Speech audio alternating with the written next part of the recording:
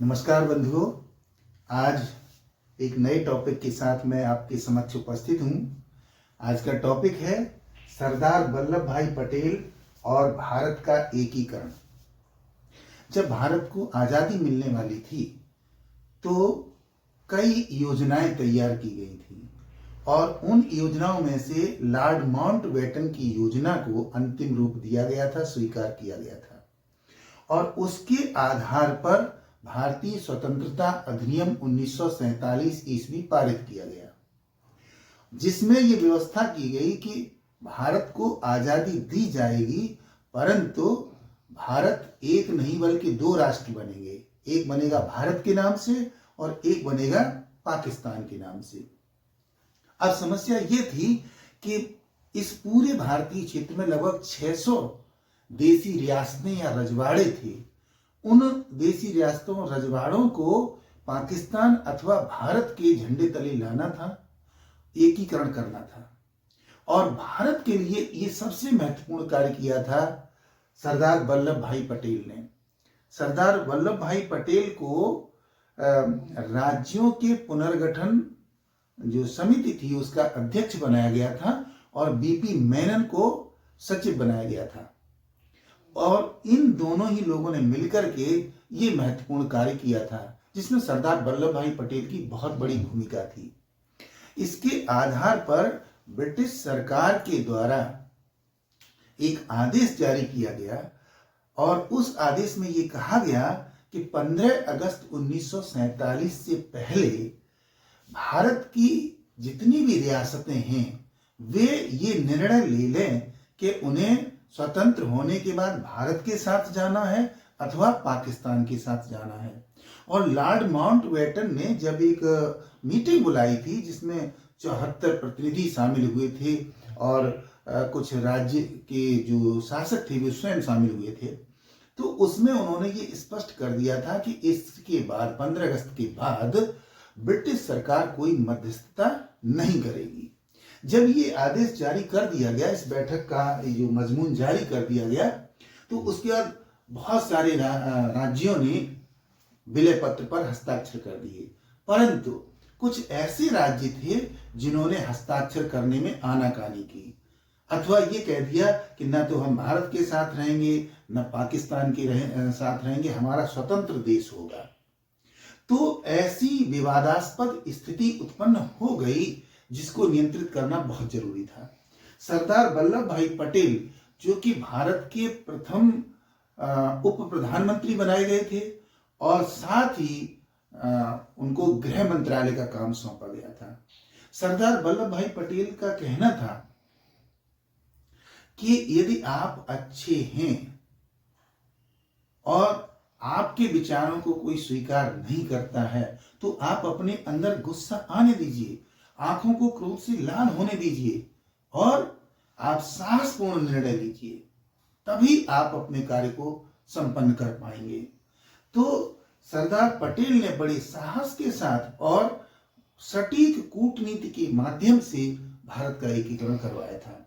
अब यहां पर हम ये बताने जा रहे हैं आपको कि बहुत सारे अधिकांश राज्यों ने स्वीकार कर लिया था इस बात को कि वो भारत के साथ में जाएंगे या पाकिस्तान के साथ में जाएंगे, लेकिन कुछ ऐसे राज्य और रजवाड़े थे जहां पर स्थिति बहुत गंभीर पैदा हो गई थी, संगीन पैदा हो गई थी और उस स्थिति को सरदार वल्लभ भाई पटेल ने नियंत्रित किया और नियंत्रित करने के बाद भारतीय गणराज्य की स्थापना करवाई। ये कौन कौन से राज्य थे जहां पर ये विवादास्पद स्थिति थी, इसको हमें जानना समझना बहुत जरूरी है। सबसे पहले राज्य था जम्मू कश्मीर। जम्मू कश्मीर राज्य के साथ समस्या ये थी कि यहाँ की बहुसंख्यक जनता मुस्लिम थी, जबकि वहां के राजा थे हरि सिंह। राजा हरि सिंह ने ये कह दिया था कि हम ना भारत के साथ जाएंगे ना पाकिस्तान के साथ जाएंगे।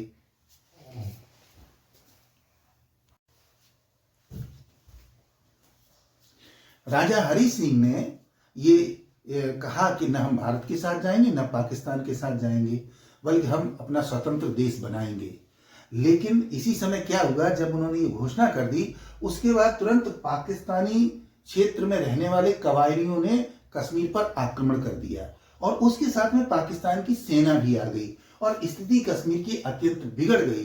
तो घबराकर राजा हरि सिंह ने भारत से मदद मांगी। सरदार वल्लभ भाई पटेल ने तुरंत जो है वहां पर सेना भेजी और उसके बाद स्थिति को नियंत्रित किया।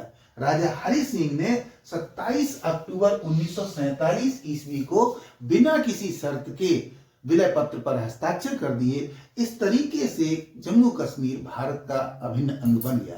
परंतु बहुत सारे क्षेत्र पर कब्जा कर लिया गया था कबायलियों के द्वारा। तो संयुक्त राष्ट्र संघ ने जब यहाँ हस्तक्षेप किया तो स्थिति बनी, जिसके कारण से भारत का बहुत सारा क्षेत्र जो है वो पाकिस्तान के कब्जे वाले इलाके में चला गया। सरदार वल्लभ भाई पटेल का कहना था कि अगर हमने संयुक्त राष्ट्र संघ के साथ सद्भाव नहीं दिखाया होता तो पूरा का पूरा जम्मू कश्मीर का क्षेत्र हमारे देश के अधीन होता। तो ये स्थिति थी जम्मू कश्मीर की। अब हैदराबाद एक ऐसा राज्य था जहां की ज्यादातर जनता हिंदू थी और वहां के जो नवाब थे वो निजाम उनको कहा जाता था, उस्मान अली खां। उस्मान अली खां जो है वो निरंतर जिन्ना के साथ अब संपर्क बनाए हुए थे। वो गोवा को बंदरगाह बनाना चाहते थे, वहां पर अपनी नौसेना रखना चाहते थे, जिसके कारण से पुर्तगालियों के संपर्क में थे। पूरे हैदराबाद राज्य में मुस्लिम संस्कृति और उर्दू भाषा को लागू करना चाहते थे और वो किसी भी तरीके से भारत की बात मानने के लिए तैयार नहीं थे। तब सरदार वल्लभ भाई पटेल ने परमिशन मांगी भारत सरकार से सैनिक कार्रवाई हेतु और भारत सरकार की जब परमिशन मिल गई तो यहाँ पर 13 सितंबर को सेना उतार दी गई। सेना ने एक वहां पर ऑपरेशन चलाया जिसका नाम था ऑपरेशन पोलो और उसके आधार पर वहां की जो नवाब की निजी सेना थी, रजाकारों की सेना, उसको नियंत्रित किया और रजाकारों की सेना को प्रतिबंधित कर दिया। अंत में निजाम ने 23 सितंबर 1948 ईस्वी को भारत के साथ विलय पत्र पर हस्ताक्षर कर दिए और ये राज्य भी भारतीय गणराज्य में शामिल हो गया। इसके बाद देखिए भोपाल के नवाब थे नवाब हमीदुल्ला। नवाब हमीदुल्ला भी स्वतंत्र राज्य स्थापित करना चाहते थे। जब ये बात सरदार पटेल को पता लगी तो सरदार पटेल ने तुरंत वहां पर संपर्क साधा और उनसे वार्ता की कि ये भोपाल जो है वो भारत के मध्य में स्थित राज्य है, यहाँ पर आप ऐसा नहीं कर सकते, आपको भारतीय गणराज्य में शामिल होना पड़ेगा। तो नवाब हमीदुल्ला को भी मजबूर होकर के भारत के साथ विलय करना पड़ा और ये विलय हुआ 1 जून 1949 ईस्वी को। इसके बाद देखेंगे तो त्रावणकोर दक्षिण का एक बहुत ही महत्वपूर्ण राज्य था। यहाँ के जो राजा थे उनका नाम था थिरुनल वर्मा और यहाँ के जो दीवान थे उनका नाम था रामास्वामी। तो ये दोनों ही लोग ये जिन्ना के संपर्क में थे और ये भारत के साथ विलय करना नहीं चाहते थे। सरदार पटेल को जब पता लगा तुरंत उन्होंने वहां पर दूत भेजा, उनसे वार्ता की और अपनी कूटनीतिक के आधार पर उन्होंने 30 जुलाई 1947 ईस्वी को इस राज्य को भी मजबूर कर दिया कि वो भारत में शामिल हो और ये राज्य भी भारत में शामिल हो गया, त्रावणकोर। इसके बाद जूनागढ़ गुजरात का एक बहुत ही महत्वपूर्ण इलाका था जो कि पाकिस्तान की होने वाली सीमा के साथ लगा हुआ था, यानी सीमांत क्षेत्र था। यहाँ के नवाब थे महावत खान साहब और शाहनवाज भुट्टो यहाँ के दीवान थे। ये दोनों लोग जिन्ना से संपर्क साधे हुए थे और इन्होंने क्या काम किया, इन्होंने भारत के साथ विलय न करके पाकिस्तान के साथ विलय करने की इच्छा प्रकट की। तो यहाँ पर भी दूत भेजा गया और इनको समझाया गया और ये कहा गया कि आपको यहाँ पर ही रहना है, अन्यथा हमें सैनिक कार्रवाई करना पड़ेगी हैदराबाद की तरह। तो ये फिर अपने कुत्तों को साथ लेकर के पाकिस्तान चले गए और इनकी जो और लोग थे, परिवार के लोग थे, वो भी चले गए और 9 नवंबर 1947 को ये राज्य भारत में शामिल हो गया। बाद में यहाँ पर जनमत जब करवाया गया तो मात्र 91 लोगों ने पाकिस्तान के पक्ष में वोट दिया था और जबकि शेष लगभग 2 लाख लोगों ने वो भारत के पक्ष में मत व्यक्त किया था। इसके बाद इंदौर में जो राजा थे वो थे यशवंतराव होलकर। यशवंतराव होलकर बहुत ही साहसी राजा थे और अंग्रेजों से अकेले ही टक्कर लिया करते थे और बाकी भारत के अन्य राजपूत राज्यों को अपने झंडे तले इकट्ठा करके वो संगठित होकर लड़ना चाहते थे अंग्रेजों के साथ में। इनको भारत का नेपोलियन कहा जाता था। उस समय इनकी इतनी बड़ी भूमिका थी। तो ये भी स्वतंत्र राज्य स्थापित करने की इच्छा व्यक्त कर रहे थे, परंतु सरदार पटेल ने यहाँ पर भी जो है वो यशवंतराव होलकर से बातचीत की और उसके बाद इस राज्य का विलय भी 1 जनवरी 1950 ईस्वी को भारत के गणराज्य में करवा लिया। इसके बाद अत्यंत महत्वपूर्ण एक और राज्य था जिसका नाम था जोधपुर। जोधपुर में राठौर रियासत जो बहुत लंबे समय से चली आ रही थी, राठौर वंश की, और यहाँ के राजा थे हनुमंत सिंह जी।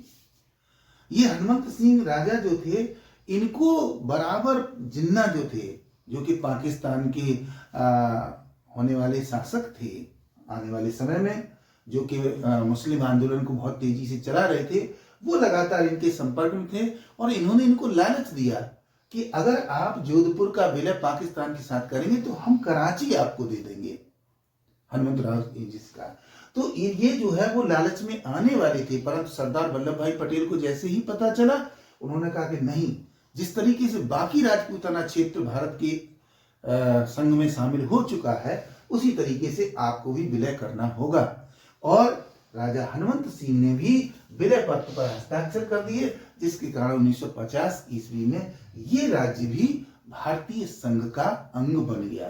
तो इस तरीके से सरदार वल्लभ भाई पटेल ने अपने साहस से, अपनी कूटनीति से और अपनी कार्यवाहियों से ये निश्चित कर दिया कि भारतीय गणराज्य के अंतर्गत जितनी रियासतें हैं वे सभी भारतीय झंडे के तले ही रहेंगी। तो इस तरीके से सरदार वल्लभ भाई पटेल ने भारत का एकीकरण करवाया और इसके बाद उन्होंने इन समस्त राज्यों को विशेषाधिकार दिलवाए, इनको सम्मान दिलवाया, इनकी जो पदवियां थी वो इन्होंने सुरक्षित रखी और इनकी आर्थिक मदद करने के लिए प्रिवी पर्स की स्थापना करवाई। तो इस तरीके से सरदार वल्लभ भाई पटेल ने भारतीय गणराज्य के स्थापित होने में, देशी रियासतों के एकीकरण में एक महत्वपूर्ण भूमिका अदा की थी। हम भारतीय सदैव उनके आभारी रहेंगे।